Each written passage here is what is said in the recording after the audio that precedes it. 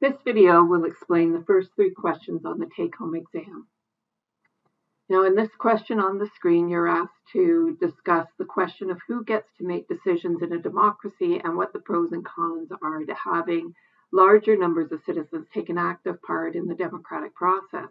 So you may think here of how the question of citizenship is resolved by different theorists, along with ideas proposed for improving the quality of active citizens and decisions. For instance, discussions of the apathetic voter, or conversely, the promises of pluralism and deliberative democracy might be included here. So take note that for this question, you need to draw on the ideas and philosophers from at least 2 different chapters of the textbook.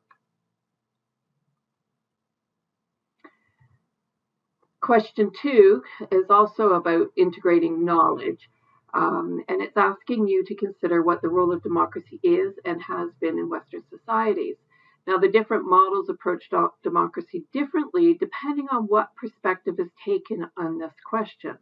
So what the question is asking you is, throughout our discussions and readings of the idea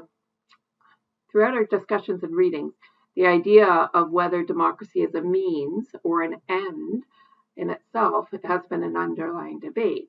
So what is the difference in thinking about democracy as a means or as a way of achieving something rather than as an end or a goal to be achieved? And I want you to discuss the differences between those 2 ideas and the implications of each approach by drawing on ideas and theories from at least 2 different periods of time.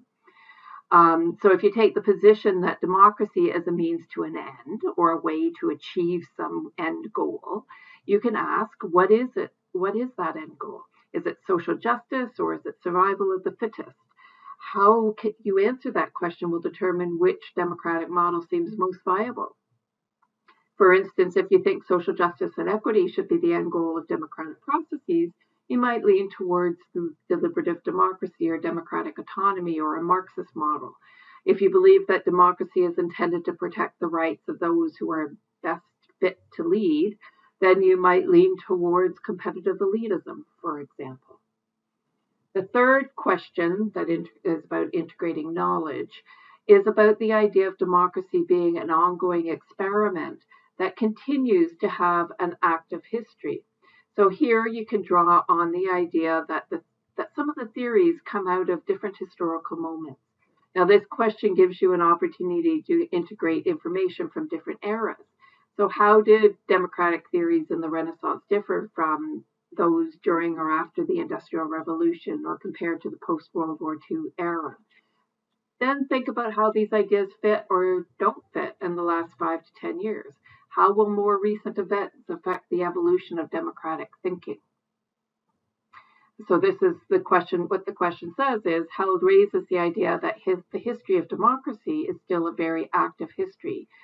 And some people call democracy the biggest experiment in political systems.